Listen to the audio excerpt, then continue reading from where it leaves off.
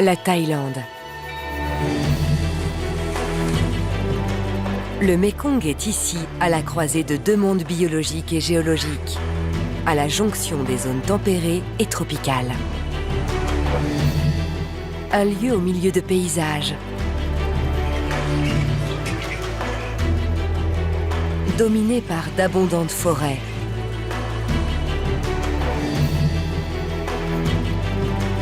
Un relief varié et un vaste réseau de cours d'eau qui alimente le fleuve Mékong.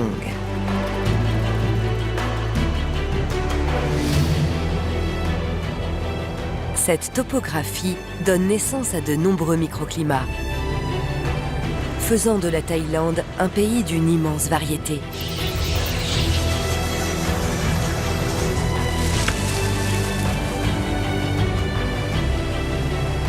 Le Mékong, qui longe la frontière orientale de la Thaïlande, façonne le paysage et influe sur la vie des créatures alentours. Des torrents aux profondeurs des grottes.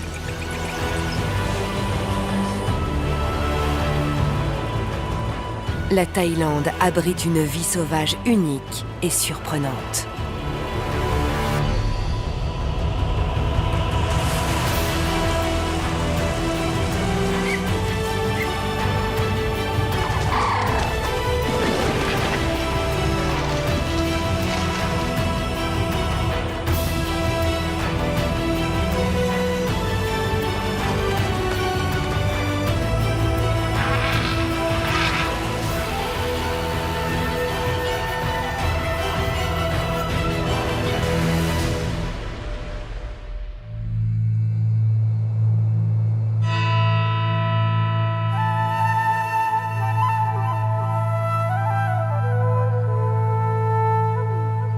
Le Mékong pénètre au nord de la Thaïlande,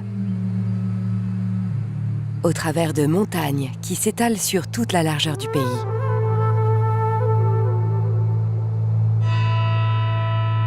Nous sommes à la limite de la zone himalayenne.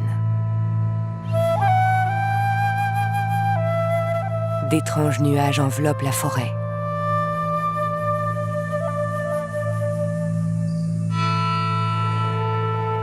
Le réseau des cours d'eau partage la jungle en d'immenses portions.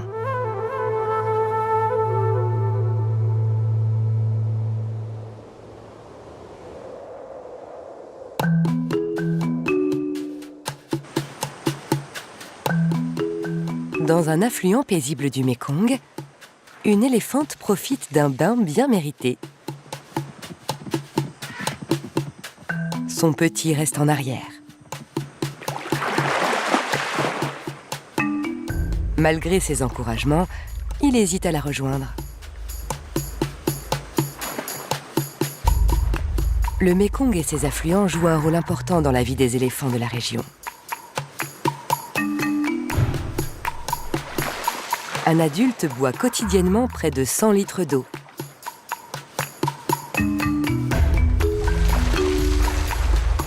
Elle lui montre ce qu'il rate.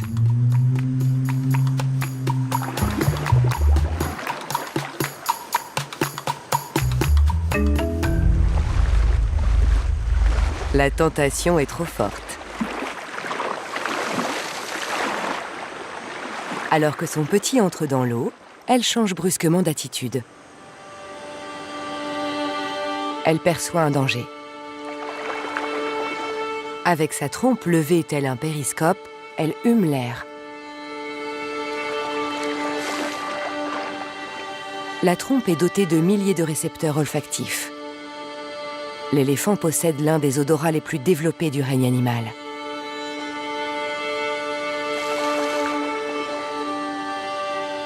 La menace s'éloigne, elle se détend à nouveau.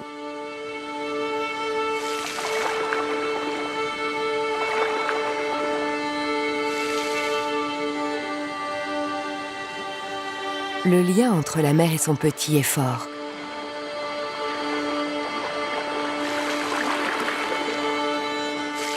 Elle s'éloigne rarement quand il joue dans l'eau.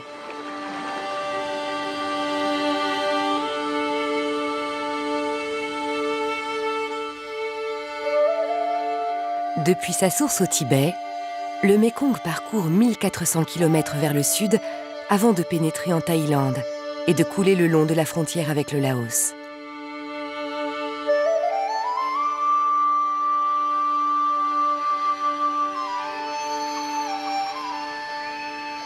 Ces forêts de montagne abritent une créature qui sait parfaitement s'adapter à son milieu.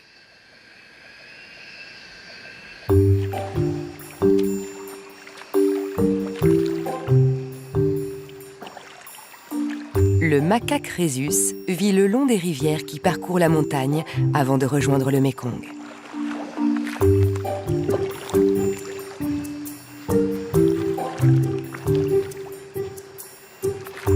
Il y trouve de quoi se nourrir et également de quoi se rafraîchir.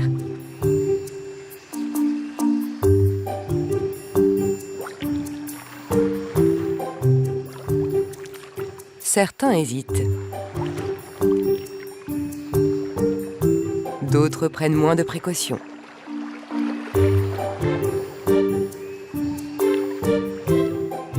Âgé de quelques jours, le macaque sait déjà nager. L'adulte nage parfois près de 2 km pour un meilleur abri et une meilleure nourriture.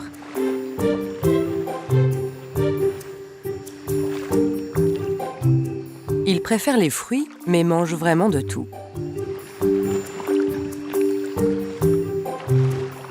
Ils mangeront avec plaisir de l'écorce, des feuilles, de petites créatures saisies dans l'eau.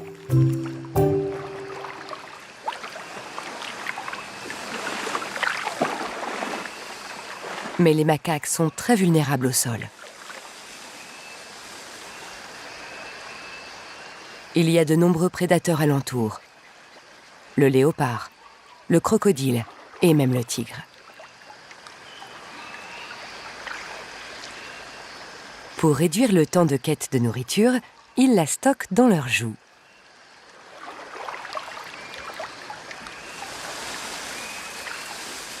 Quand les poches sont remplies, ils remontent aux arbres pour profiter de leur butin.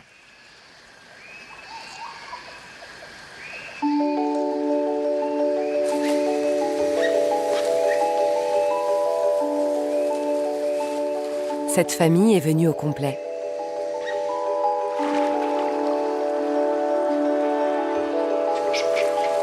Après un moment d'amusement, le calme revient parmi les plus jeunes.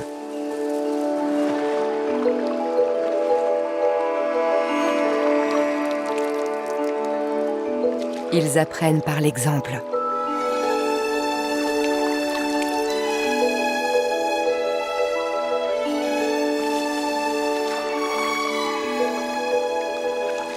Leurs doigts minuscules sont parfaitement adaptés.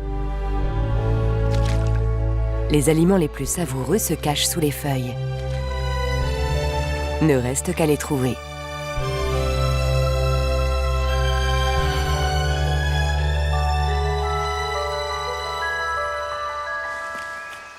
Le régime varié des macaques est parfaitement adapté au monde de la jungle.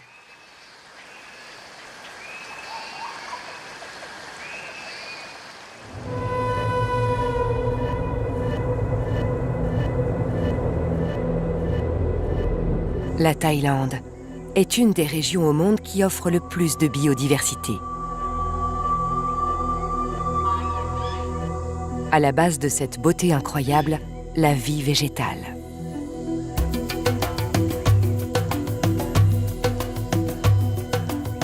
Riche de 8% des espèces de plantes au monde, ces jungles abritent aussi bien la flore tempérée de l'Himalaya au nord que les espèces tropicales au sud. La rivalité entre plantes est féroce. Elles se disputent sans discontinuer espace et lumière.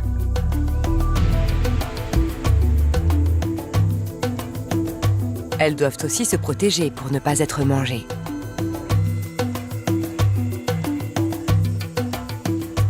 Beaucoup sont toxiques.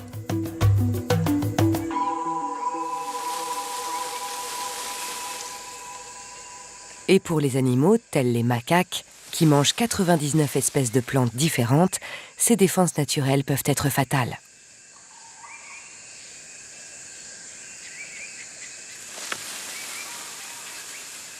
Mais les macaques ont trouvé une solution étonnante pour combattre les toxines.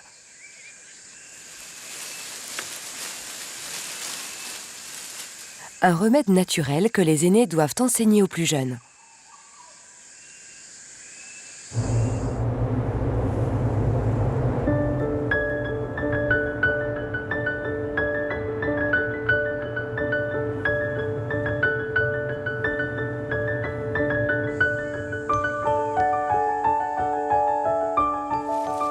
Le lendemain matin, la troupe part en mission. Elle remonte un affluent du Mékong à travers la jungle.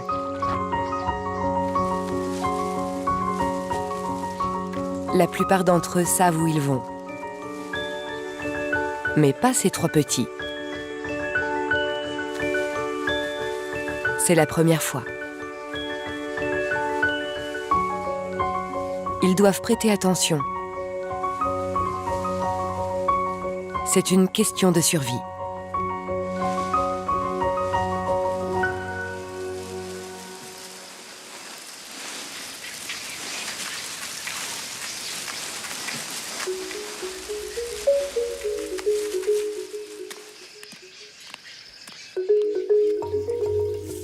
La troupe s'arrête près de ce creux, non loin de la rivière. Les macaques sont là pour manger la terre. C'est leur antidote.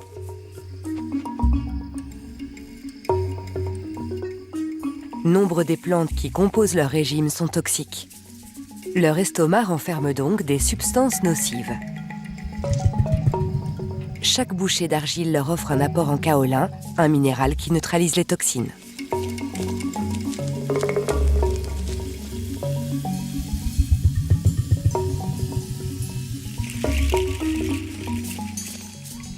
Mais avaler une bouchée n'est pas si facile. Les plus jeunes ont du mal à s'y habituer.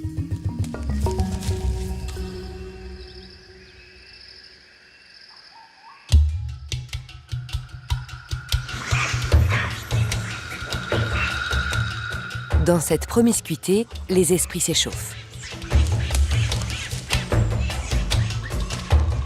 Un mâle dominant intervient.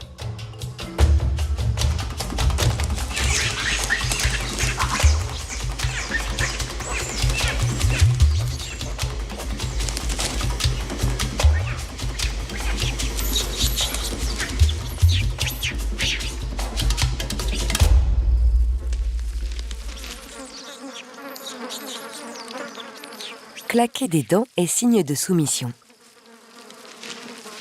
Ces fauteurs de troubles ne souhaitent pas se battre.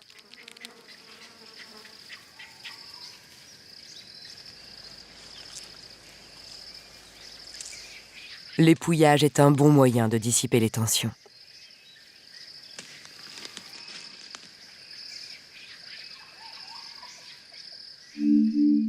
Même si les macaques viennent creuser l'argile année après année, ils ne sont pas les seuls responsables de ces cavités.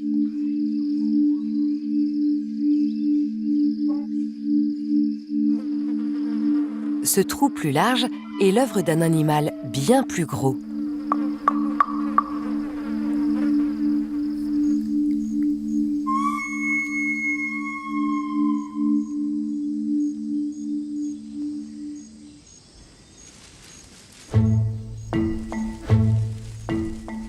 Un éléphant mâle se dirige vers les collines.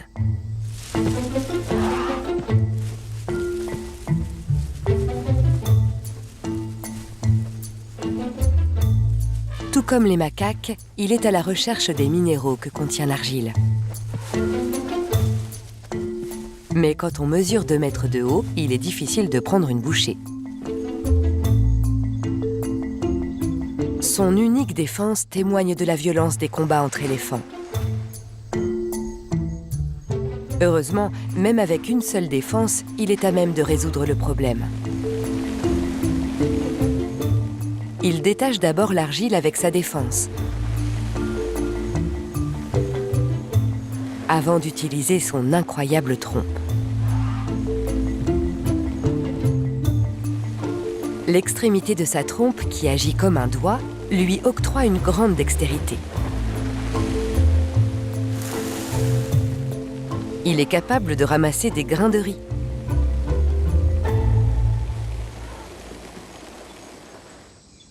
Pour les macaques, les minéraux servent d'antidote.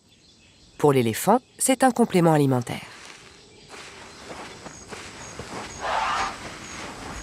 Même s'il consomme chaque jour l'équivalent de 10% de son poids total, les plantes qu'il mange ne lui fournissent pas le sel, le calcium, ni le fer dont il a besoin.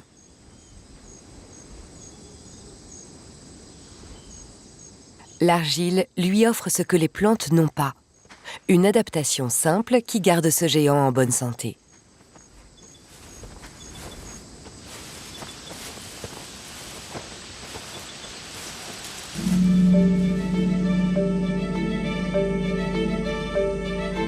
Comme les autres pays le long du Mékong, la Thaïlande se transforme. La forêt vierge laisse place aux terres cultivées. Une grande partie de la richesse de la nation vient de ses ressources naturelles. Mais plus elles sont exploitées, moins le monde naturel en dispose.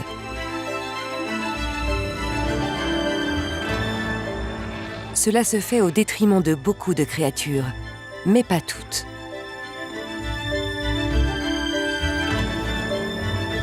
Certaines ont appris à vivre auprès des hommes. Parfois même, elles profitent de nous.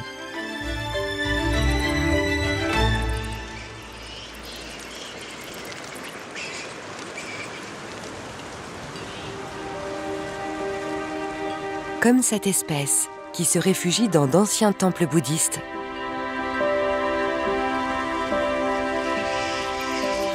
Voici une colonie de renards volants. Leur visage ressemble à celui du renard, mais ce sont d'impressionnantes chauves-souris qui mangent des fruits plutôt que de la viande. Avec une envergure d'1,50 m, ce sont les plus grandes des chauves-souris.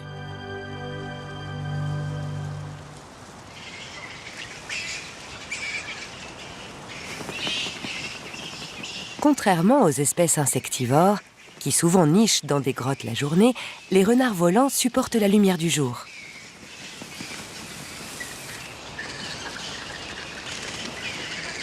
Ils nichent en plein air, sur les arbres.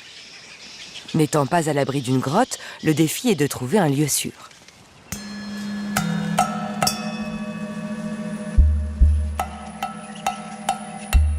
On trouve des renards volants dans toutes les forêts d'Asie du Sud-Est. Et chose étonnante, ils aiment vivre aux côtés des humains.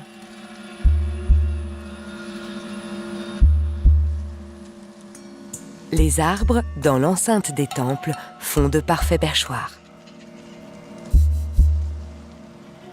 La colonie est à l'abri des éléments et les allées et venues des moines et des touristes éloignent les prédateurs.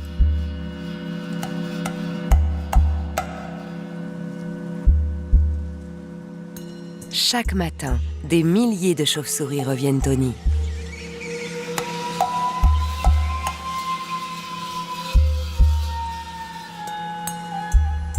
Les renards volants choisissent très soigneusement l'arbre dans lequel ils vont passer la journée.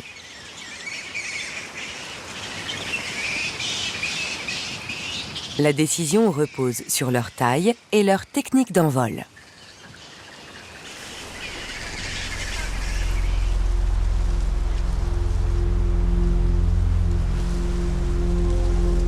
Plutôt que de décoller, ils se laissent tomber. Pour garantir la réussite de l'opération, il faut que toutes les conditions soient réunies. Les grands arbres leur laissent la place et le temps de déployer leurs ailes. À l'abri du vent, ils peuvent capter les courants ascendants.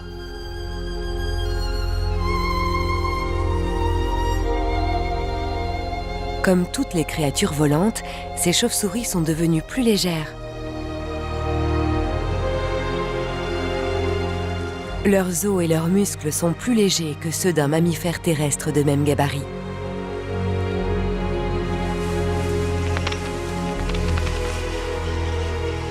Les renards volants peuvent atteindre la vitesse impressionnante de 50 km/h.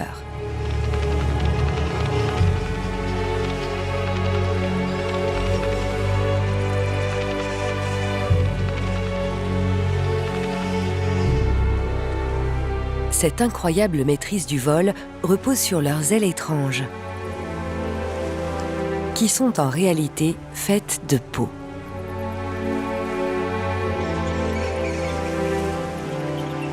Les ailes des oiseaux sont composées d'os et de plumes.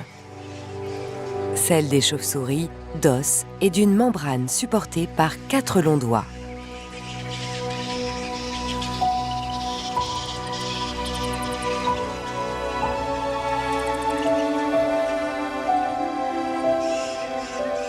C'est comme si nous, les hommes, possédions des mains larges de 4 mètres.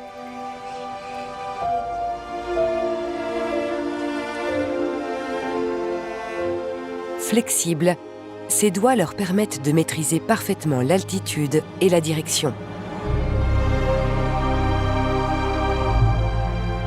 Étant donné leur taille, cette maîtrise du vol est remarquable.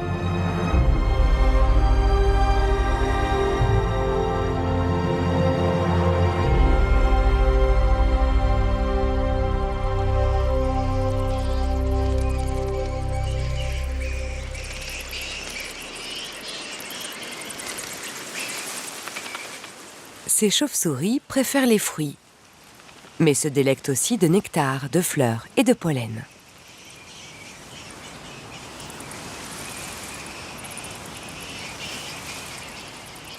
Elles organisent leur territoire autour des arbres fruitiers, comme cette albizia, et parcourent jusqu'à 50 km par nuit pour se nourrir.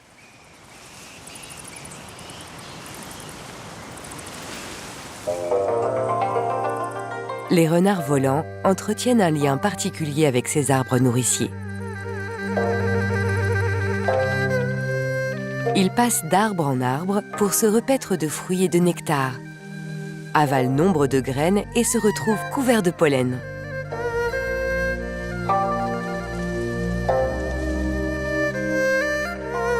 En parcourant chaque nuit de grande distance, ils dispersent graines et pollen dans toute la région.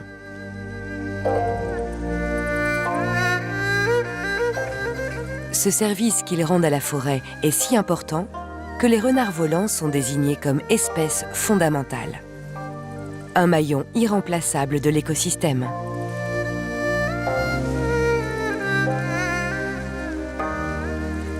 La nature est bien faite. Les chauves-souris profitent des arbres en retour. Ce service de dispersion garantit la survie des arbres dont elles-mêmes dépendent.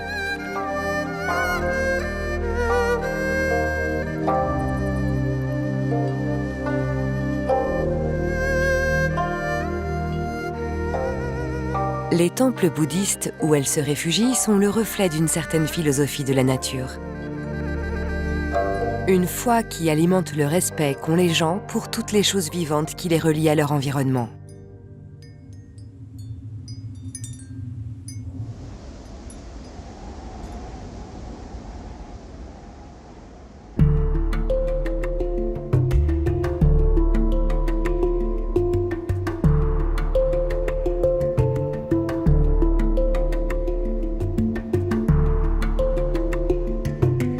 À 200 mètres au-dessus du bassin du Mékong, se dresse l'une des merveilles de la Thaïlande.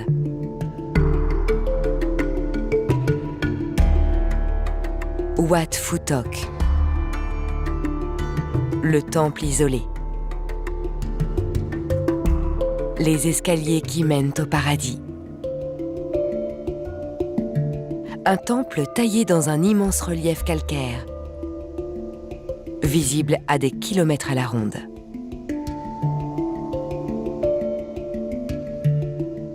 Les 7 niveaux de l'escalier, les plateformes, représentent les 7 étapes vers l'illumination.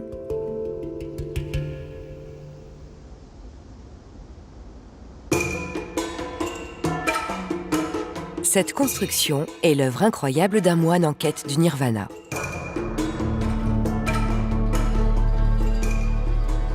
Ce moine faisait partie d'une tradition qui privilégie la méditation dans la nature parmi les créatures de la jungle.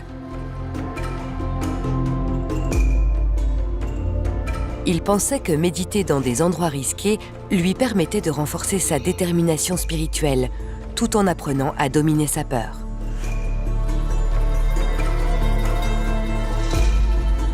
Il y a plus de 100 millions d'années, ce relief de calcaire aurait fait partie d'un immense désert balayé par les vents.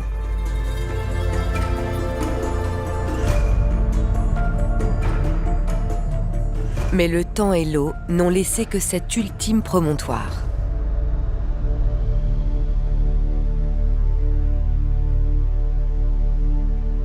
Une trace des forces puissantes qui façonnent notre planète.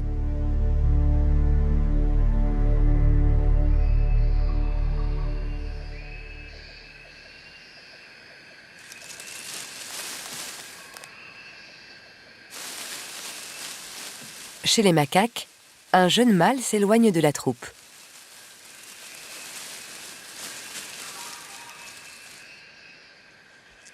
Il tient un rongeur qu'il a trouvé dans l'eau.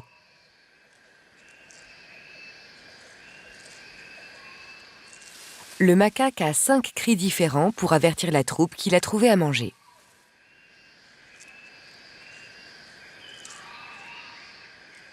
Ce jeune singe rusé ne dit rien. Il sait qu'il risque d'être puni si on le surprend.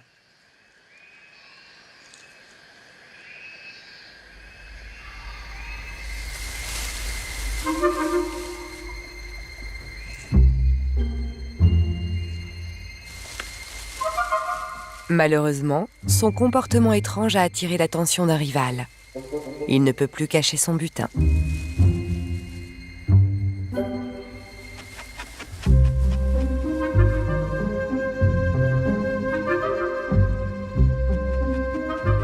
Son rival ne lui fait pas de scène.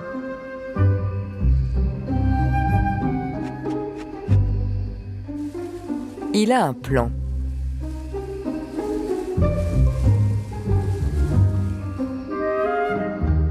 Il fait mine de rien.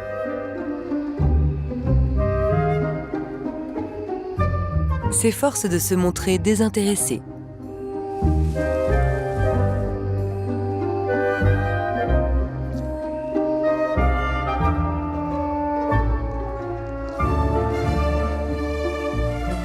Mais le jeune singe n'est pas dupe.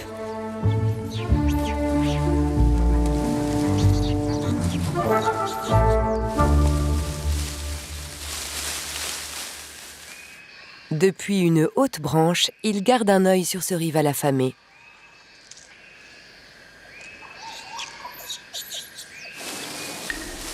La société des macaques est complexe. Un groupe peut compter 180 individus. Les règles et la hiérarchie sont bien établies. Bien qu'il y ait des mâles dominants et des femelles, ce sont les femelles qui détiennent réellement le pouvoir.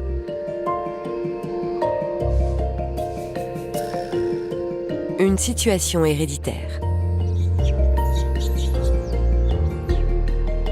Ce privilège est transmis de mère en fille. On parle d'héritage matrilinéaire.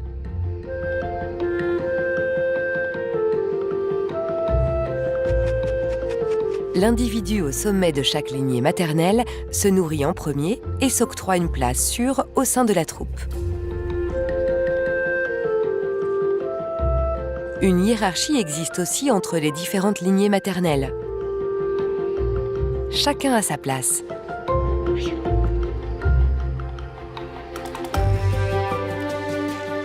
Cette construction est constamment renforcée par les interactions et l'épouillage.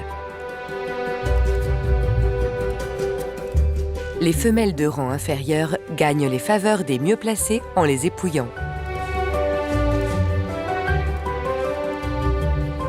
Si l'animal qui te domine est débarrassé des parasites, tout est pour le mieux.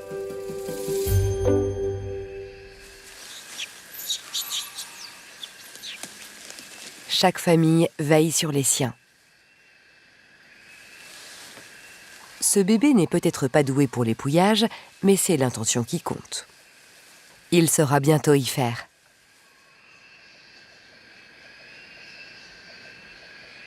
Comme toutes les femelles macaques, elle restera toute sa vie dans la troupe.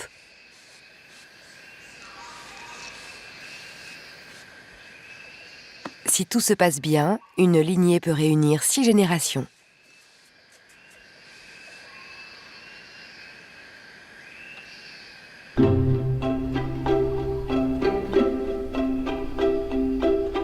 Chaque jour, vers midi, les aînés se trouvent une branche confortable pour la sieste.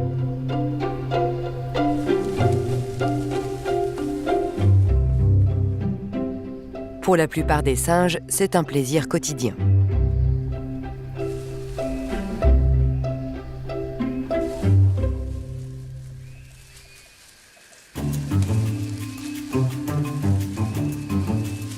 Pour les jeunes, c'est l'occasion de jouer sans être surveillés.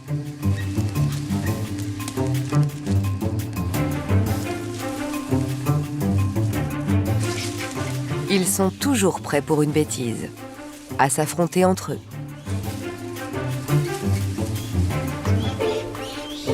Ce jeu bruyant est un rouage essentiel de leur développement.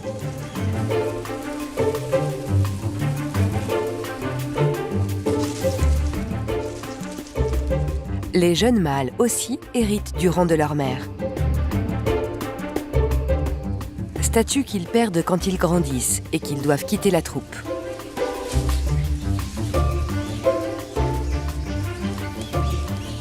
Ils acquièrent des compétences essentielles pour s'imposer dans un autre groupe.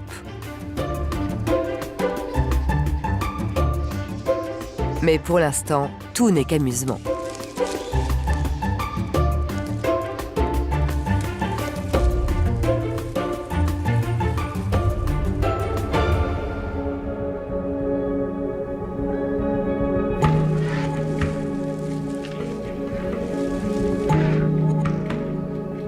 La Thaïlande peut se vanter de plus de 250 espèces de mammifères.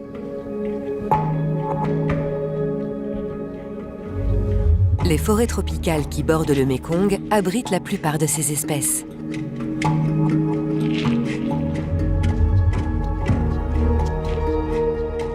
Mais nombre de ces espèces n'apparaîtront pas en plein jour. Elles vivent sous terre.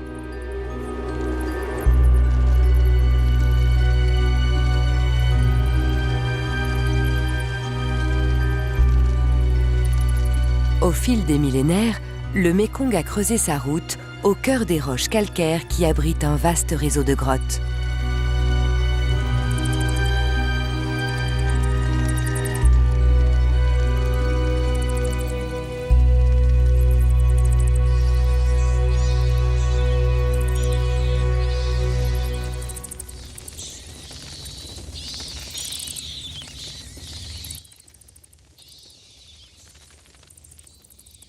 Ces grottes offrent une grande variété de microclimats qui attirent différentes espèces de chauves-souris. Chacune vit dans une portion de la grotte.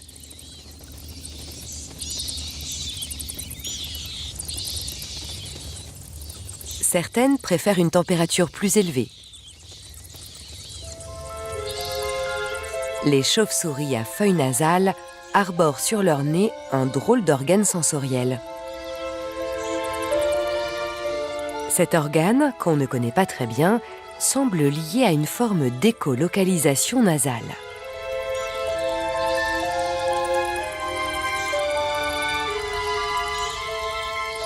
Ces chauves-souris préfèrent les grandes grottes où l'eau est abondante.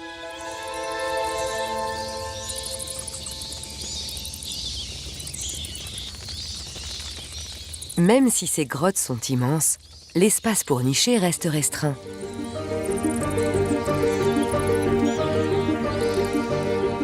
Vivre au milieu d'une telle frénésie n'est pas simple.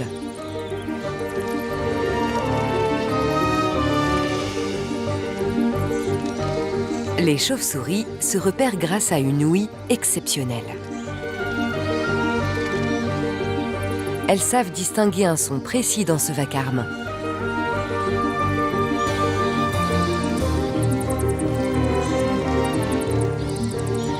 Lors de la saison de reproduction, quand les mères reviennent après s'être nourries, elles doivent identifier le cri de leur unique petit. Une voix parmi des milliers.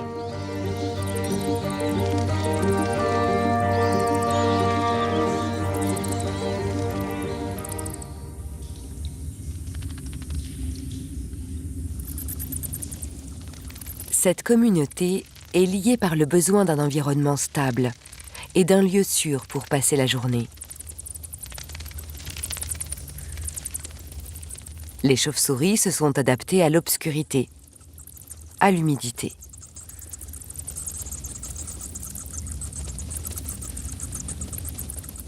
Elles passent la journée à dormir, digérer et se nettoyer. Chose étonnante, les chauves-souris restent toujours très propres. Certaines se tiennent la tête en bas, d'autres prennent appui sur la paroi rocheuse.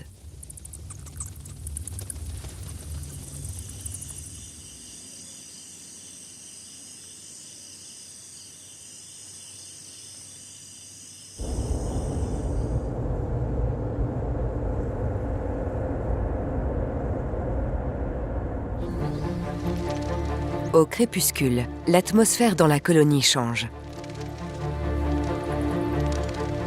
Une par une, les chauves-souris émergent et disparaissent dans la nuit.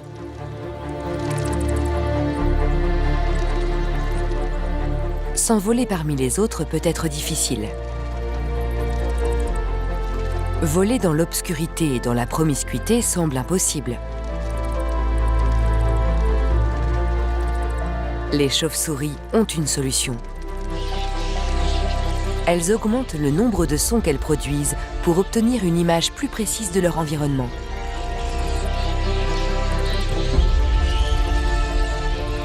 Elles sont aussi capables de produire une fréquence unique qui les distingue des autres.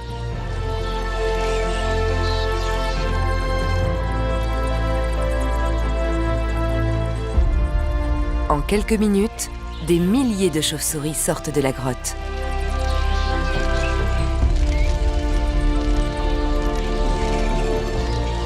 L'exode nocturne a commencé.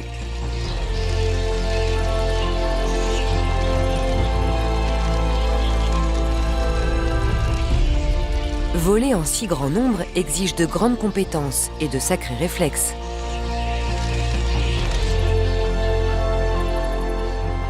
Leurs ailes sont des chefs-d'œuvre de biologie. Les chauves-souris peuvent les bouger de façon asymétrique pour une maîtrise parfaite du vol.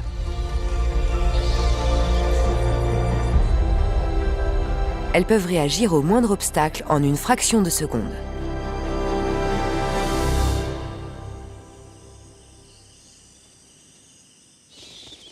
Ces chauves-souris partent en quête d'insectes dans leur lieu de prédilection. Chacune peut en attraper 1000 en 1 heure.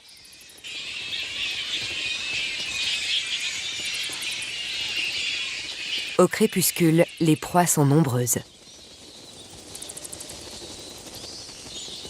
Mais cela reste risqué de sortir avant la nuit. Les prédateurs sont présents.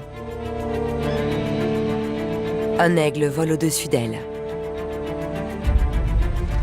Comme les sardines ou bien les gnous, les chauves-souris comptent sur leur nombre. La meilleure chance de survie d'un individu est de rester dans le groupe.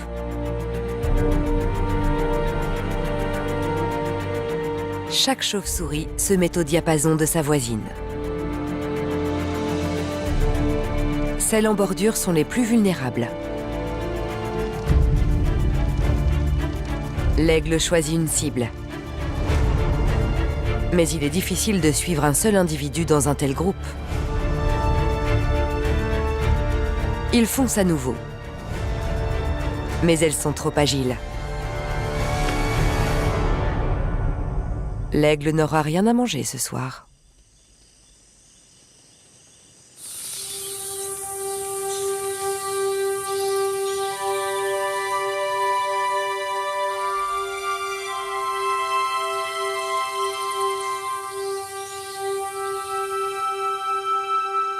Ces déplacements fascinants mènent la colonie là où se trouve la nourriture. Les mouvements sont instinctifs mais coordonnés. Les chauves-souris suivent 2 règles simples. Maintenir un écart constant entre chaque individu et copier les déplacements de son voisin immédiat. Aucune chauve-souris ne dirige. Avec ces 2 règles, la nuée est plus que la somme des parties qui la composent. Le groupe a une intelligence propre.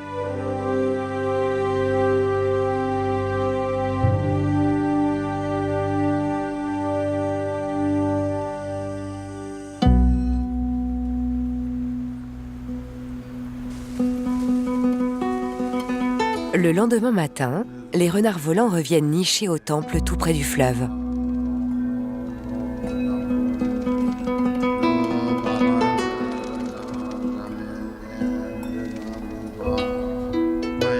Durant la journée, ils somnolent dans leurs arbres préférés, à l'abri dans l'enceinte du temple.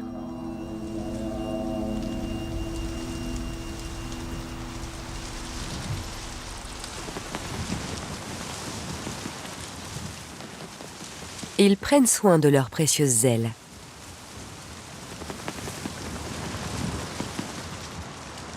Être la tête en bas permet d'économiser de l'énergie.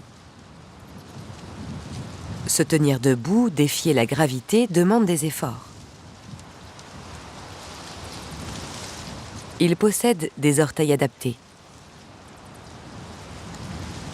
Ils peuvent maintenir leurs griffes en position contractée.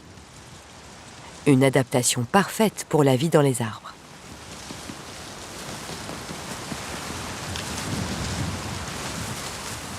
De temps en temps, ils se réveillent pour changer de position ou trouver un meilleur emplacement. Ils parcourent les branches grâce à leurs griffes.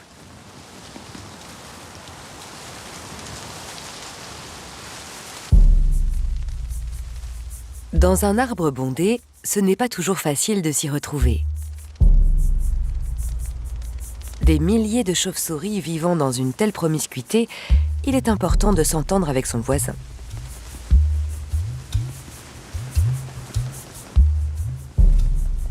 Comme chez les macaques, l'épouillage permet de maintenir l'équilibre social.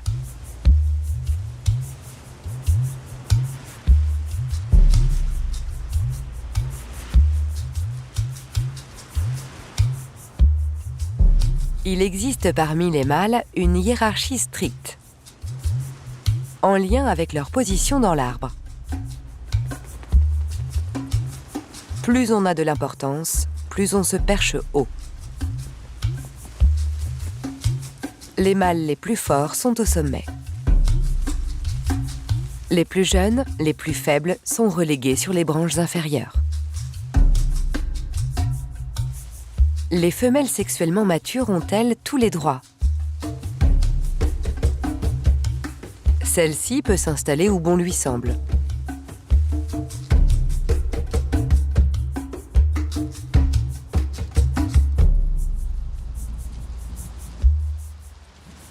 Ce jeune mâle, au bas de la hiérarchie, a été envoyé sur l'arbre des célibataires.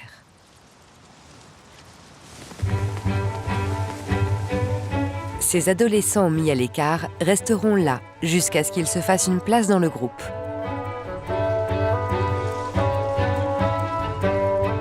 Les mâles passent du temps à se disputer les meilleures branches. Quand un grognement ne suffit pas, ils se lancent dans des luttes acrobatiques. Les combats sont vicieux. Ils se mordent et échangent des coups de griffes, des griffes très tranchantes. Les membranes de leurs ailes subissent de gros dommages. Heureusement, ces cicatrices guérissent rapidement. Un trait biologique important. Un renard volant qui ne vole pas ne pourra pas survivre.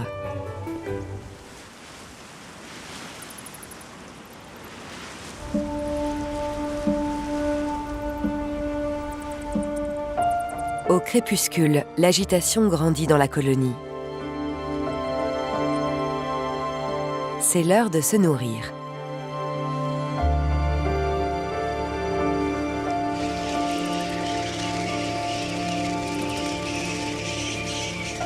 Ils quittent le sanctuaire et s'orientent par rapport au fleuve pour disparaître dans la nuit.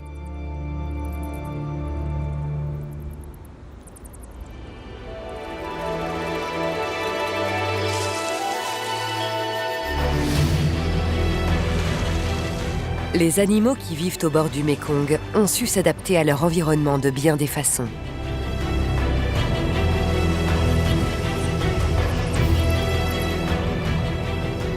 Les renards volants savent profiter de ce qu'offrent les cimes des arbres. En dispersant les graines, ils assurent la survie des arbres dont ils dépendent.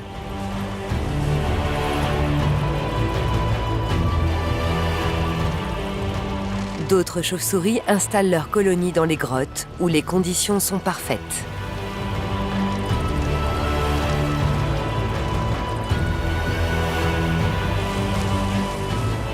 Grâce à une alimentation variée, les macaques profitent de ressources abondantes.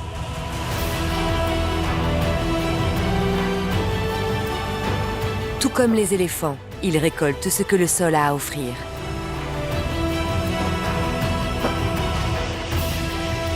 En traversant la Thaïlande, le Mékong donne à voir la richesse des microclimats et une extraordinaire biodiversité. Il est source de vie pour les animaux qui vivent ici et pour leur descendance.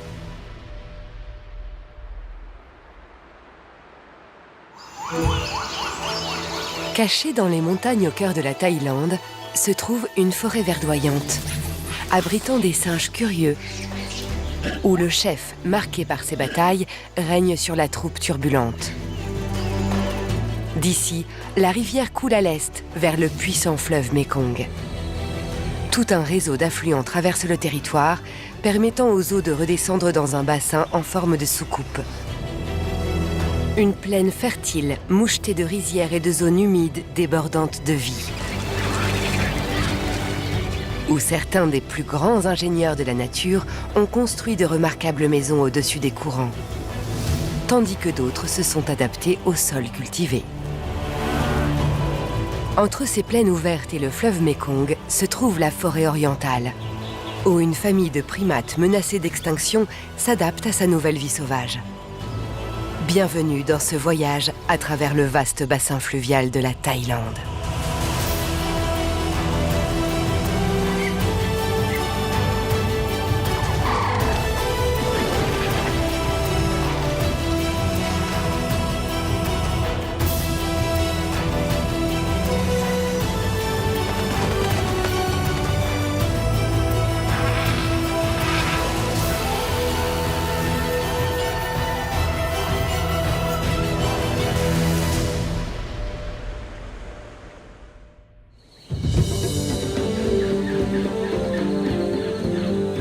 Au milieu de son parcours, le fleuve Mékong traverse un vaste plateau fertile.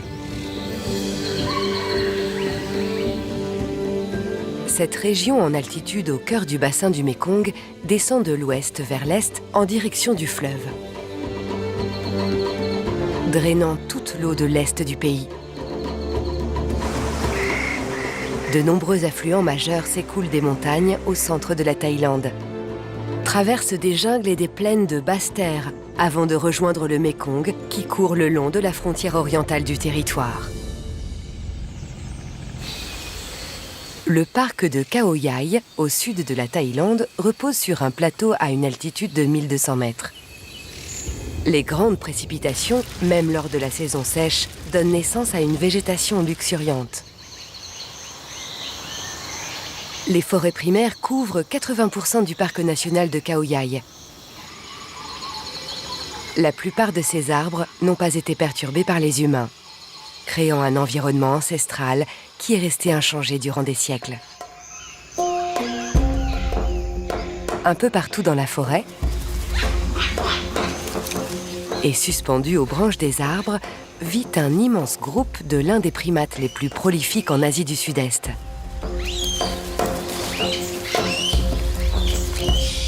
Ce groupe de macaques à queue de cochon est constitué de presque 40 individus.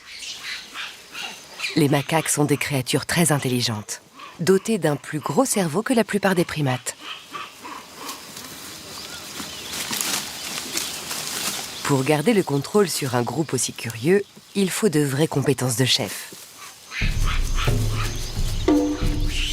Voici le mâle alpha. Âgé de 18 ans et pesant 15 kg, c'est un animal remarquable. Assurer sa place de mâle dominant et la conserver n'a pas dû être chose facile. Ses cicatrices sont là pour le prouver. Son groupe est constitué de femelles, de leurs bébés et de mâles subordonnés. C'est au chef de trouver de la nourriture, de les protéger et de maintenir l'ordre au sein du groupe. La chose n'est pas facile lorsqu'on a jusqu'à 20 jeunes qui cohabitent. Cela nécessite une discipline à tous les niveaux. Cet alpha a dû commencer comme n'importe quel autre jeune. Mais il faut un certain degré de force, d'initiative et de sociabilité pour arriver au sommet. Pour l'heure, sa troupe est satisfaite. Il les a menés dans un coin idéal pour se nourrir. Pour trouver de la nourriture, cette troupe va parcourir une zone de 6 à 8 km² par jour, tout en restant dans les limites du parc de Khao Yai. Le parc se situe à la frontière ouest du bassin du Mékong et couvre une surface de plus de 2000 km². Les affluents s'écoulent sur 500 km depuis les forêts des montagnes pour rejoindre le Mékong vers le sud, en direction du Cambodge. Les macaques à queue de cochon font partie des rares primates à passer la plupart de leur temps au sol. À cause de cela, ils ont perdu leur queue préhensile qui les aidait à se déplacer en équilibre dans les arbres. À la place, c'est une queue de cochon. Aussi près du sol, une longue queue n'a aucun avantage d'un point de vue évolutionnaire. Elle pourrait même les encombrer.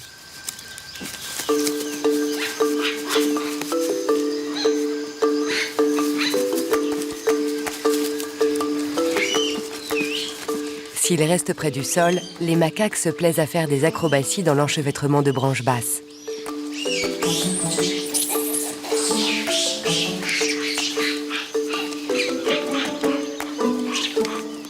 Lorsqu'il n'y a pas de risque de se blesser, peu importe où l'on s'accroche. Un bras ou une jambe semble tout aussi solide qu'une branche.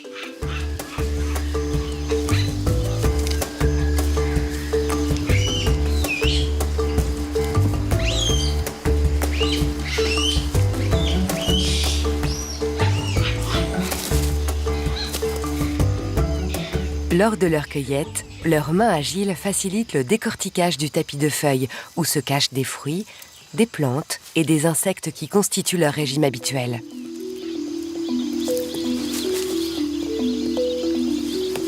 Un des petits de l'alpha montre déjà les signes d'un éventuel futur meneur.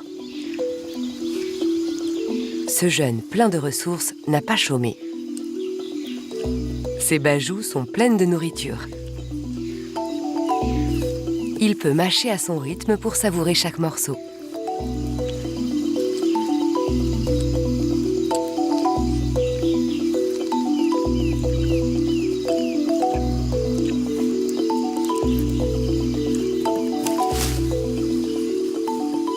Il s'aventure plus loin dans la forêt, à l'abri des regards indiscrets.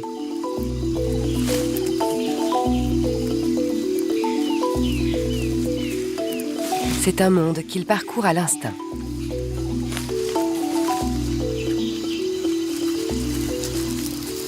Il sait trouver des fleurs nutritives. Mais il risque de ne pas les garder bien longtemps. Le mâle alpha le tient à l'œil. L'alpha a visiblement la force de contrôler ce groupe. Mais être chef nécessite une qualité bien moins évidente. Une sociabilité bien développée. Pour les macaques à queue de cochon, les coalitions sont essentielles au sein du groupe. Chaque groupe comporte plusieurs mâles subordonnés. L'alpha doit maintenir des liens sociaux étroits avec eux pour assurer sa position. Il doit leur montrer qui donne les ordres dès leurs premiers pas.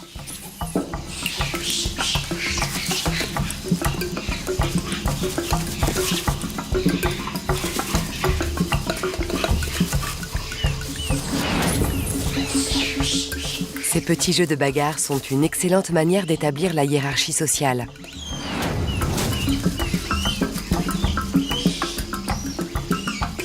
Ici, les chahuts sont d'un tout autre niveau.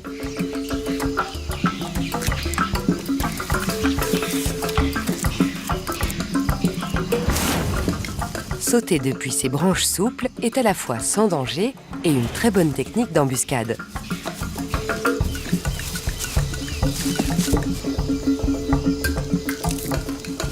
Un jour, cela pourra s'avérer très utile.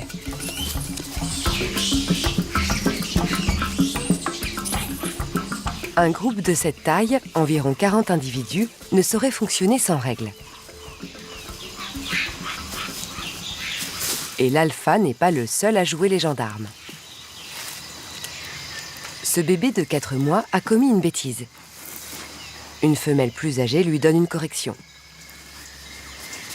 Les femelles sachant faire preuve d'autorité sur les jeunes peuvent impressionner l'alpha.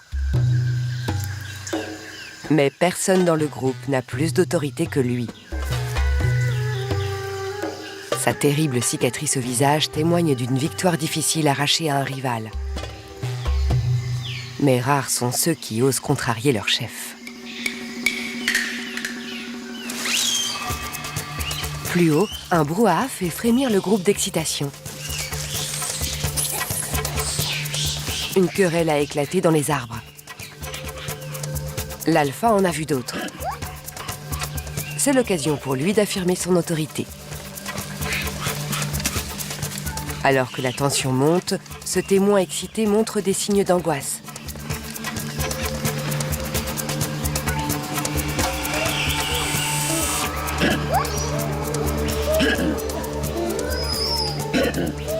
L'alpha prévient les fauteurs de troubles qu'il est prêt à intervenir.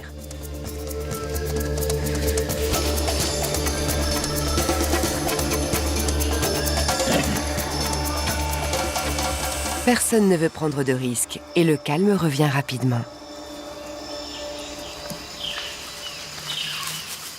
Comme tout mâle dominant qui se respecte, ce chef a l'habitude de diriger par l'intimidation et cela lui réussit. Les avantages de sa position sont manifestes. Ses gènes sont transmis tout autour de lui.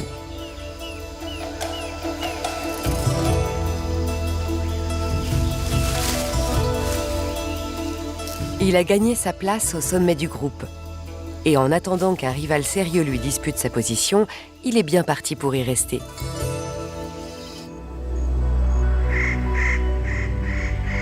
Les plus hauts sommets de Khao Yai peuvent atteindre 1500 mètres d'altitude.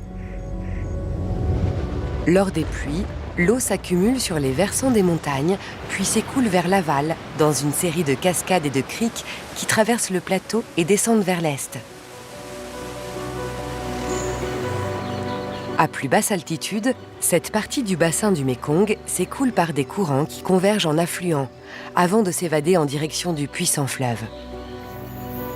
Bien que le Mékong ne longe qu'une région de cet immense pays, son gigantesque réseau de courants crée un impact sur tout le territoire. En quittant les montagnes, les affluents traversent un plateau en forme de soucoupe qui descend vers l'est en direction du fleuve. Tandis que l'eau retombe à 200 mètres d'altitude, elle atteint les plaines qui séparent le parc de Khao Yai et la frontière est de la Thaïlande. Le sol y est sablonneux et bien trop sec pour l'agriculture à cause des sécheresses saisonnières. Mais le réseau fluvial qui traverse ces plaines les rend habitables, aussi bien pour les animaux que pour les humains. En puisant l'eau des affluents du Mékong, les fermiers peuvent irriguer leurs champs toute l'année. On y cultive le riz depuis des milliers d'années. Cette agriculture vivrière repose sur des conditions semblables à un marais, créé par un cycle artificiel d'inondation et d'assèchement. Cet habitat marécageux attire les insectes, et là où il y a des insectes, on est sûr de trouver des oiseaux.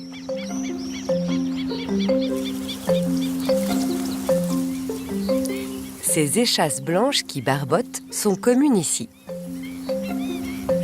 Parfaitement conçues pour inspecter le sol gorgé d'eau, leur bec fin attrape les insectes en petits coups rapides.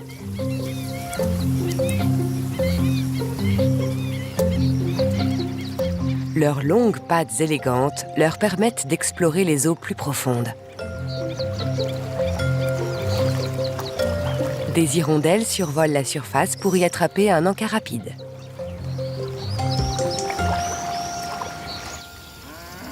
Dans les champs où est gardé le bétail se trouvent d'autres opportunités pour une espèce des plus audacieuses.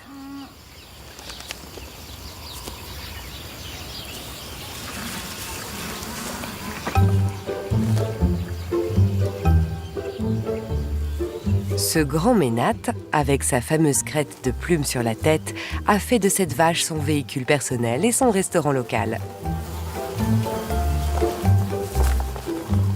La peau de la vache est couverte de tiques et d'autres insectes.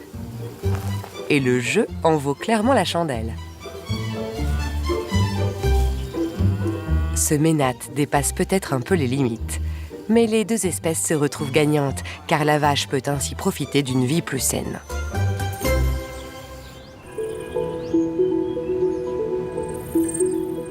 De nombreuses espèces se sont adaptées au changement de ces plaines. La plupart dues à l'agriculture.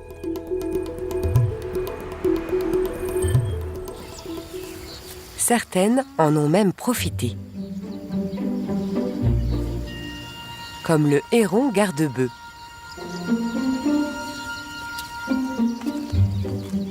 Cet oiseau originaire de la région s'est adapté à suivre le bétail au sol.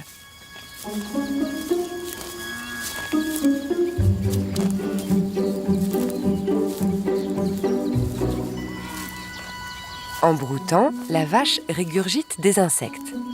Il ne reste plus qu'au héron à s'avancer pour les chipper. Bien qu'il soit déjà un oiseau commun dans toute l'Asie, le héron garde-bœuf doit son expansion aux humains. Alors que l'homme étendait ses élevages de bétail, le héron l'a accompagné. Cet intelligent opportuniste dépense peu d'énergie en suivant son assistant personnel. Il suffit d'un peu de patience et le dîner est servi.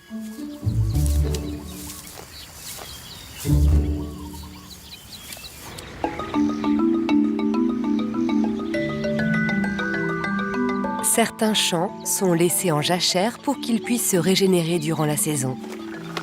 C'est là que trouve refuge toute une variété d'oiseaux de la région.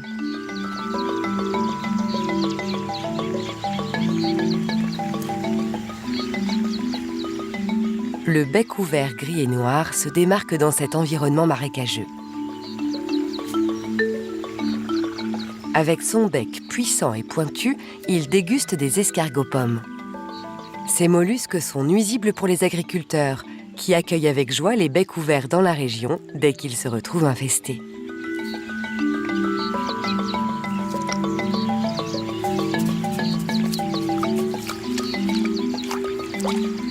Le bourdonnement d'activités sur les plaines attire un des prédateurs aériens de la Thaïlande, le milan noir.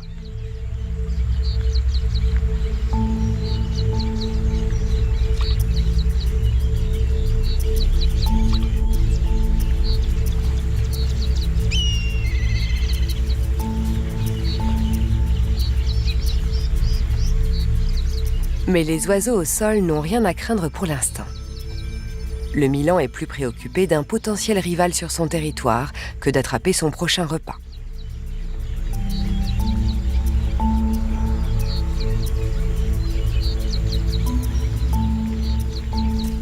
Néanmoins, dans ce jeu élaboré du prédateur et de la proie, la vigilance constante est essentielle pour vivre longtemps.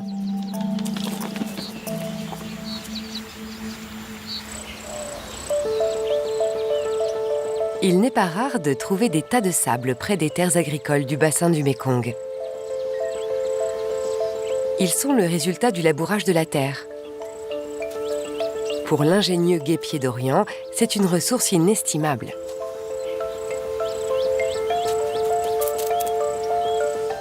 Malgré la chaleur de midi, cette femelle travaille dur à creuser un terrier pour son nid.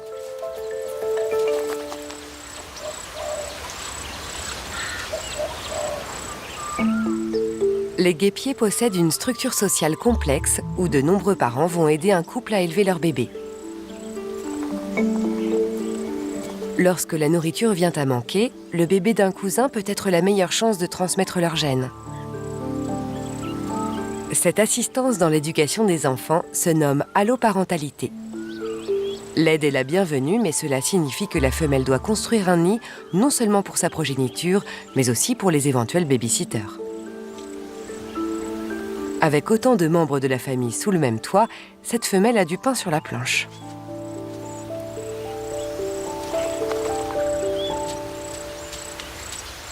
Les guêpiers sont d'excellents mineurs, grâce à leur bec pointu qui creuse dans le sable. C'est un travail pénible, car le sable s'est durci au soleil. Mais cette femelle dévouée fait beaucoup de progrès.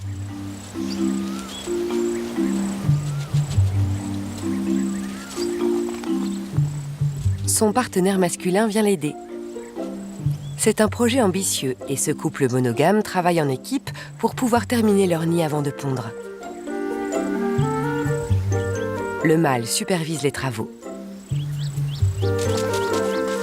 Mais il n'a pas l'air d'être d'une très grande utilité.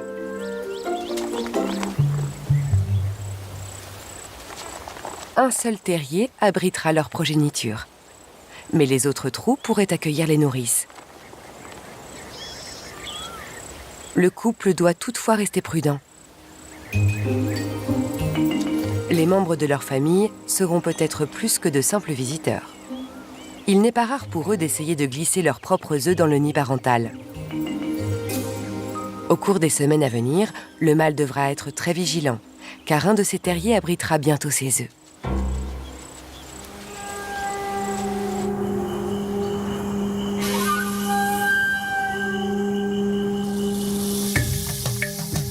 Tandis que les affluents du Mékong serpentent à travers les rizières, ils accueillent certaines des créations les plus spectaculaires du monde aviaire. Tels des boules de Noël accrochées dans les arbres, ces nids appartiennent aux ingénieurs ailés du Mékong, les tisserands Baya.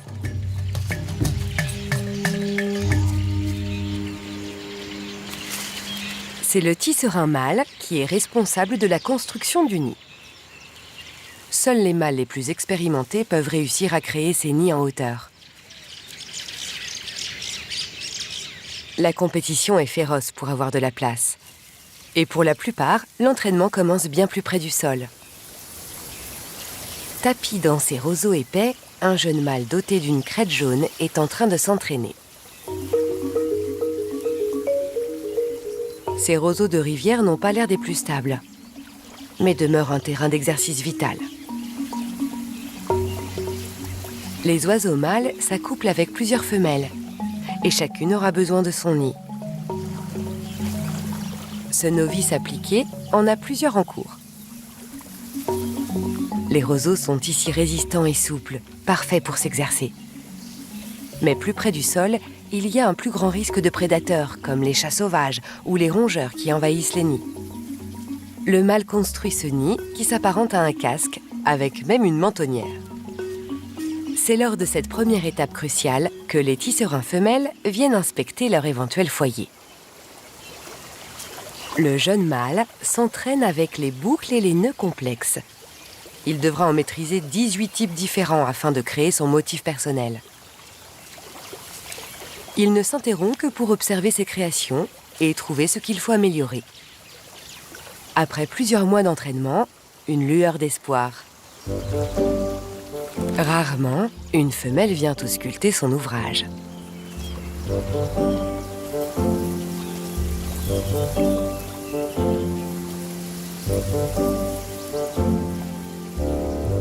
Mais après un coup d'œil rapide, elle estime qu'il manque de panache. Pour l'heure, ce jeune novice doit encore affiner ses talents.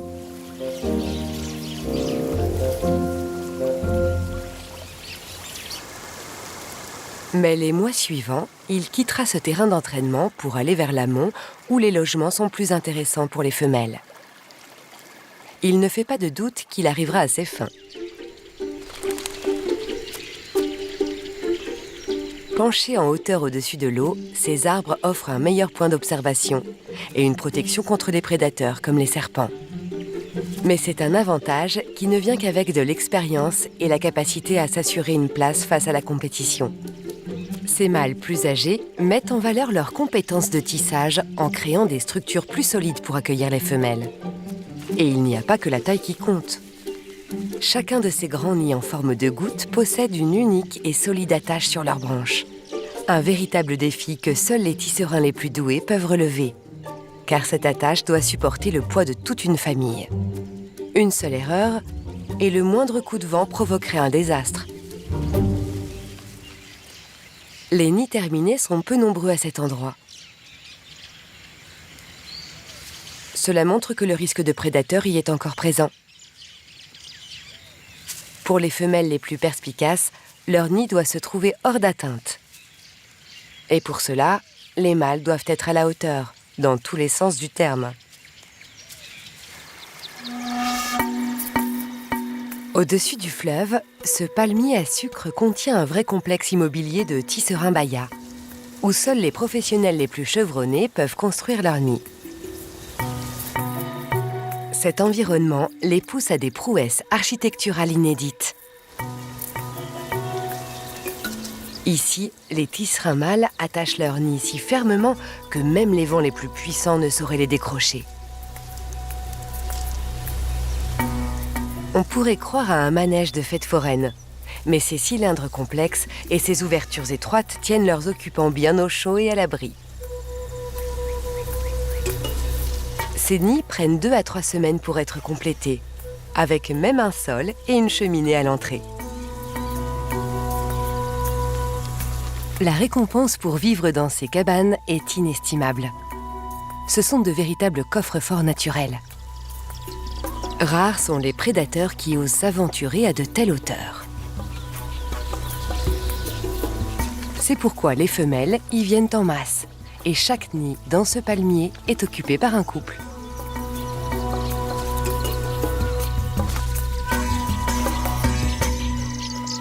Ce qui peut nous sembler incroyablement risqué est en réalité l'endroit le plus sûr pour ces tisserins femelles.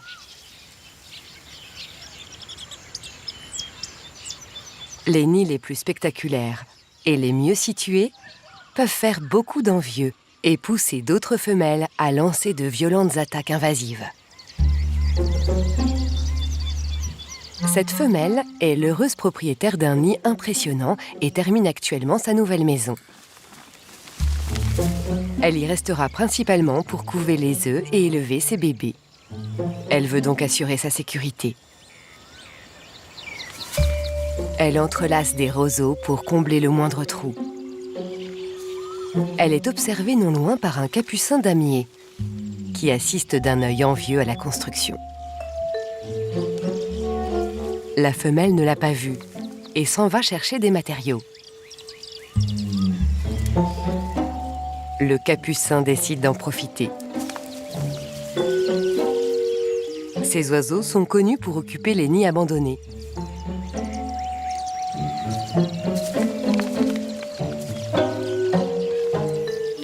La femelle tisserin creuse les branches alentour à la recherche de nourriture et de matériaux pour son nid. Le capucin se dépêche d'appeler son partenaire pour la rejoindre. Ce couple sournois a prévu de prendre le nid sans avoir à épuiser leurs propres ressources, en dehors de quelques menus ajustements. Le tisserin remarque soudainement les intrus et se hâte de récupérer sa maison. Elle va bientôt pondre et n'a plus rien à perdre. Sa grande taille peut effrayer le mâle, mais la femelle capucin est plus coriace. Les 2 femelles devront se battre pour garder le nid.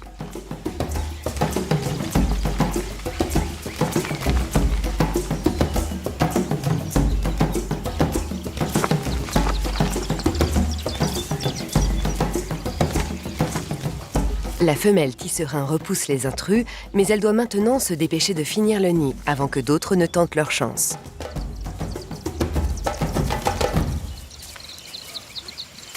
Elle n'a que quelques jours avant de pondre ses œufs. Certains de ses voisins en sont déjà à l'étape suivante.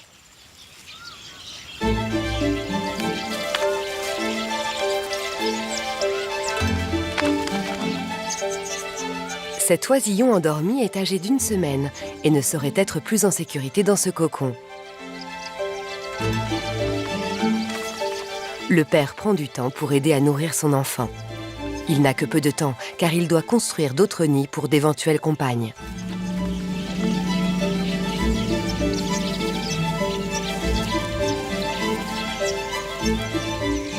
La plupart cherchent à construire un 2e, voire un 3e nid après que la femelle a pondu ses œufs. Un jour, les oisillons de ce nid commenceront leur propre aventure pour devenir l'un des plus remarquables architectes du royaume animal.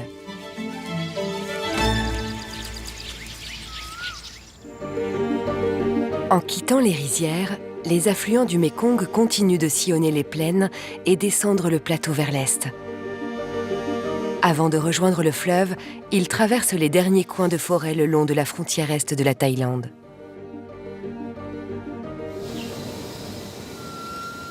Ces vastes jungles de basse terre à la frontière entre la Thaïlande et le Cambodge sont protégés du déboisement et sont établis comme sanctuaires de vie sauvage.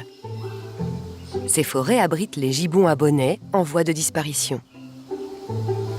Un mâle noir suivi par une femelle blonde. Et fermant la marche, leur bébé.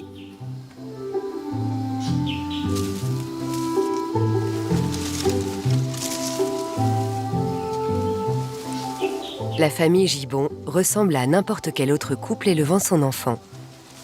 Mais ils ont une particularité. En réalité, cette petite espiègle de 8 semaines est presque unique.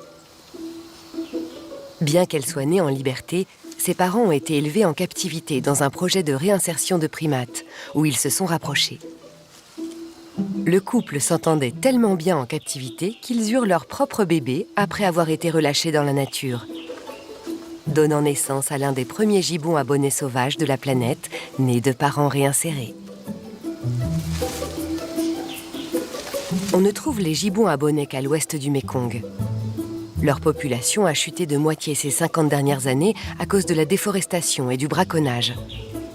Il n'en reste que 47 000 dans le monde, dont 13 000 en Thaïlande.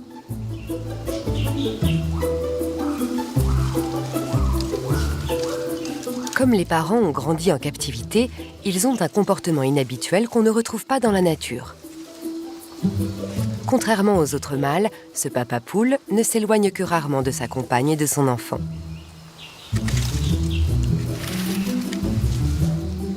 Bien qu'encore très jeune, la petite se sent manifestement chez elle dans la canopée, où elle explore chaque recoin de ce monde en hauteur.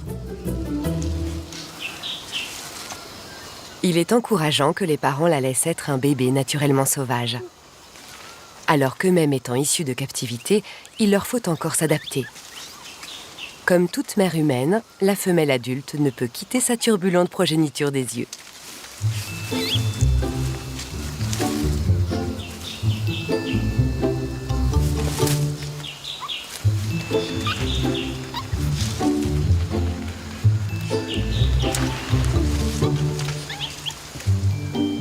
Elle a tendance à garder son bébé tout près d'elle. Bien que l'enfant soit clairement prête à s'aventurer ailleurs. Mais la maman fait attention à toujours rester à portée de bras.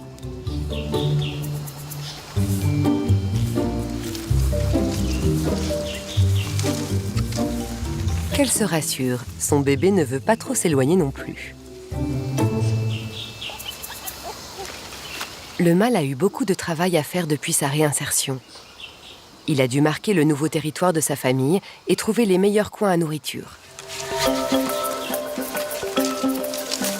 Une fois qu'il a découvert les chemins les plus fructueux, il crée dans sa mémoire des cartes de la canopée.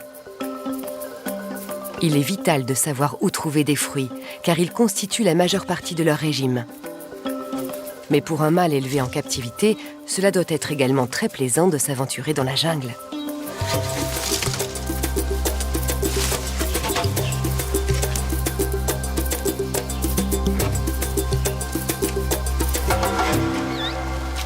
Tel père, telle fille.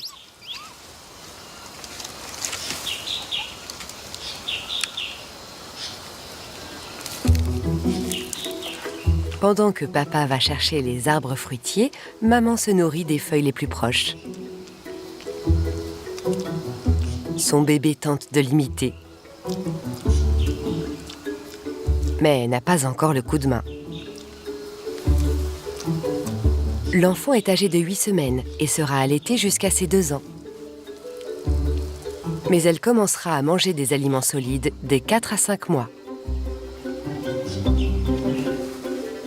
Vivre dans la forêt revient à s'exposer à toute une variété de tiques et de parasites. La femelle inspecte rapidement sa petite. L'enfant reproduit immédiatement ce toilettage. L'imitation est la meilleure manière d'apprendre.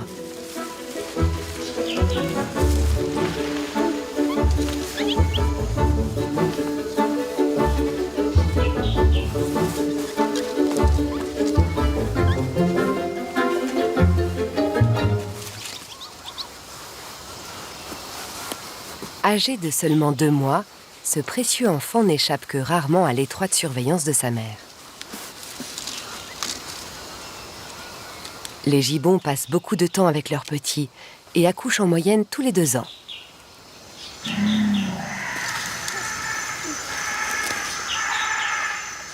Quelque chose la surprend.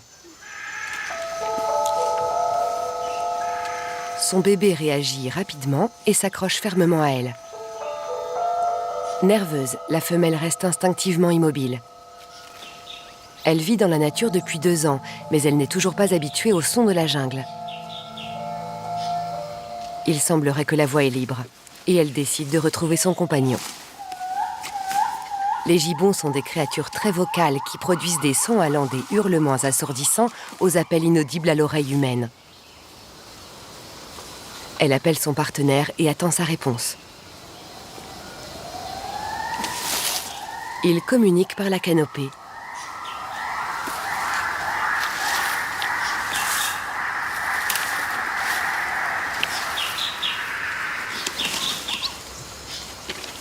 Une fois réunis, ils s'installent pour prendre du bon temps.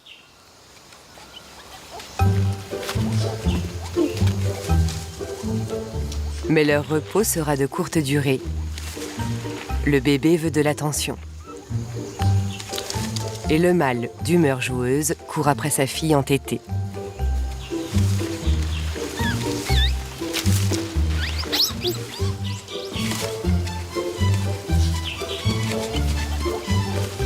La jeune famille déborde d'énergie, prête à prendre part à une gentille bagarre.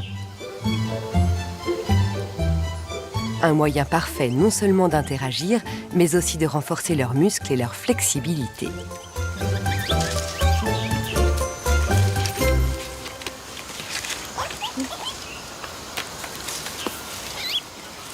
Les parents ont réussi à calmer leur bébé, c'est l'heure de la sieste.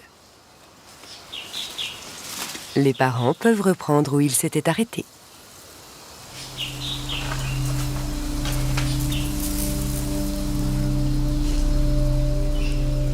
Le lien unissant ce duo particulier est manifestement très fort. C'est de cela que dépend la réussite des projets de conservation. De précédents couples se sont séparés une fois réinsérés dans la nature. Ce genre de succès est donc rare.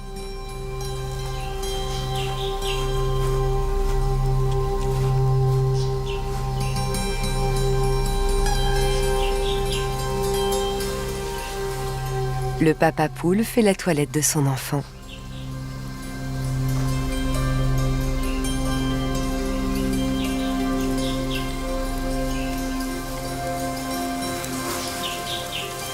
Il tient sa main frêle avec son pied.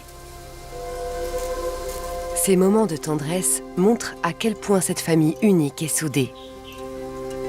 S'ils continuent à passer autant de temps entre eux et à se nettoyer et à jouer, tout porte à croire que ce lien durera pendant des années à venir.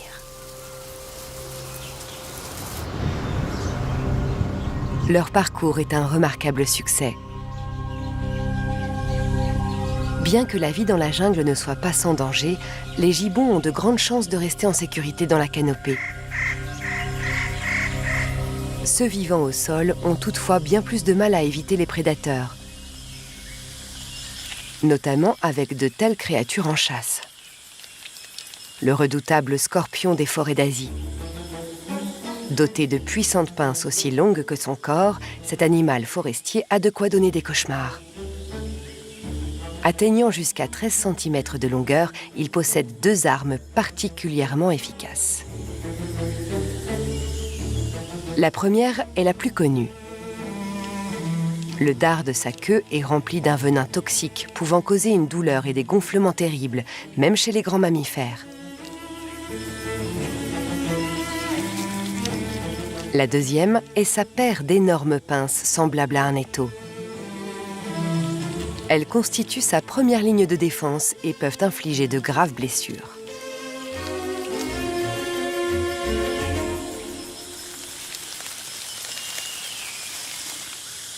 Ici, certaines des plus dangereuses créatures sont presque impossibles à repérer. Ce crotal est l'un des plus mortels.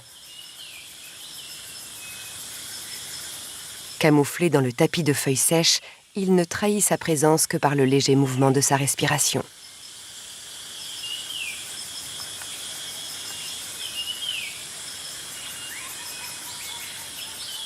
Ces marques se fondent dans le décor de la forêt. Malgré son immobilité, il reste en alerte. Il utilise sa langue pour capter les particules odorantes dans l'air. Le crotal suit une piste. C'est l'odeur d'un éventuel repas.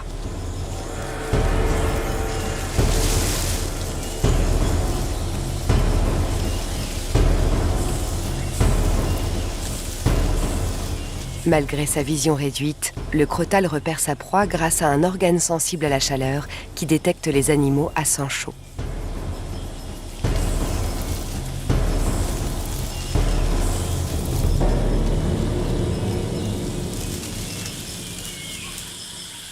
Les serpents possèdent plus de 10 000 muscles.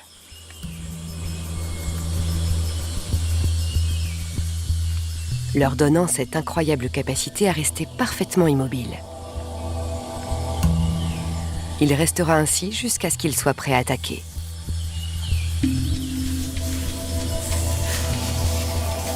Les serpents peuvent également grimper aux arbres. Mais grâce à l'évolution, les primates vivant dans ces forêts sont équipés non seulement pour les identifier, mais aussi pour les craindre universellement. Qu'il s'agisse d'un macaque au sol ou d'un gibbon dans les airs, la forme distinctive du serpent alerte immédiatement les primates du danger. Cet instinct de survie ancestrale pourrait expliquer pourquoi tant d'humains ont toujours une peur viscérale de ces étonnantes créatures.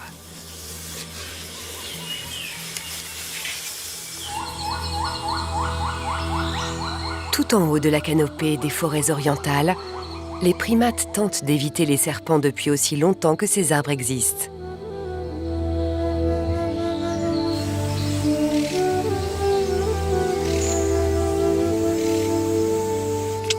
La famille réinsérée partage les arbres avec les gibbons à bonnet sauvage.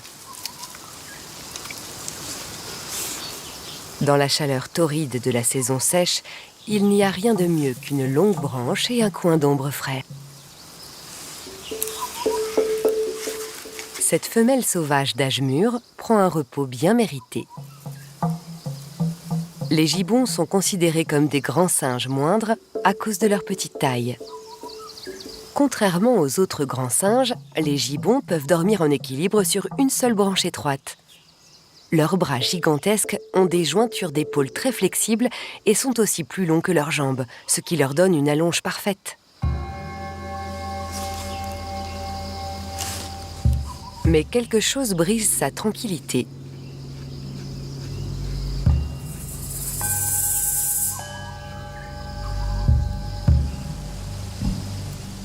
son compagnon est également en éveil.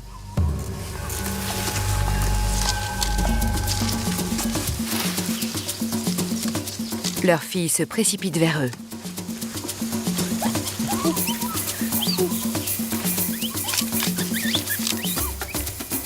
Comme tout jeune turbulent, elle cherche à s'amuser.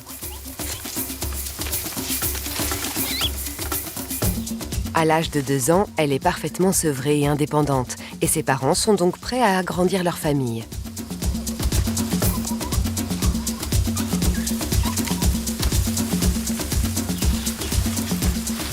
Elle a beaucoup d'énergie à dépenser. Elle est tout à fait capable de s'occuper d'elle-même dans la canopée, mais il faudra encore quelques années avant qu'elle ne quitte le giron familial avec son propre compagnon. De plus en plus indépendante, elle a l'âge idéal pour que ses parents lui conçoivent un frère ou une sœur, car ils ont maintenant le temps de s'occuper d'un autre bébé. Elle est distraite par quelque chose sur la main de sa mère, et ça a très bon goût.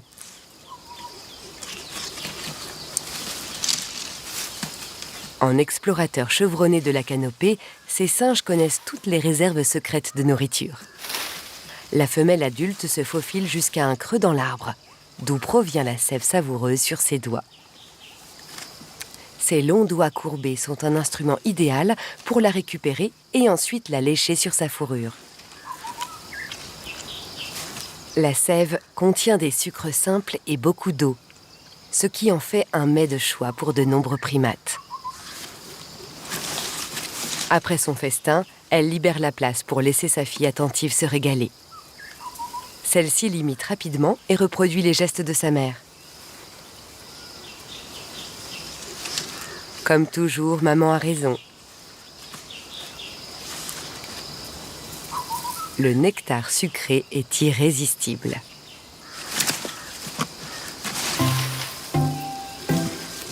Excitée par le sucre, elle se balance de branche en branche et explore le territoire de sa famille.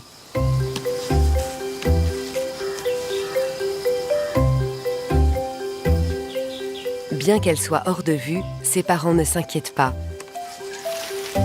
Contrairement à ce couple récemment réinséré qui ne quitte pas leur petit des yeux. Les voilà enfin seuls. Le père prend l'initiative et fait signe à sa compagne de le suivre. Tandis que l'aîné est occupé,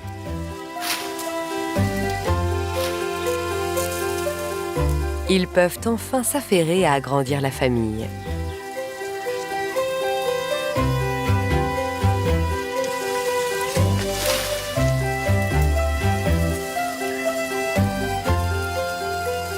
Au cours de l'année à suivre, ils auront peut-être un autre bébé et pourront s'adonner à nouveau aux joies de la parentalité.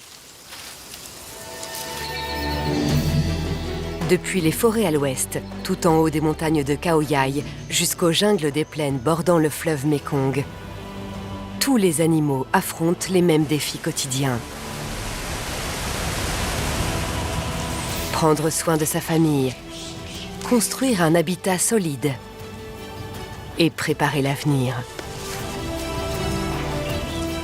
L'imposant mâle alpha défendra son titre aussi longtemps qu'il le pourra. Les tisserands inexpérimentés travailleront d'arrache-pied pour maîtriser leur art. Et la jeune famille de gibbons continuera à s'adapter peu à peu à ce nouveau monde, au cœur du bassin fluvial de la Thaïlande. C'est ici que les affluents rejoignent enfin le puissant fleuve Mékong. Et son incroyable voyage continue de l'autre côté de la frontière, vers le Cambodge.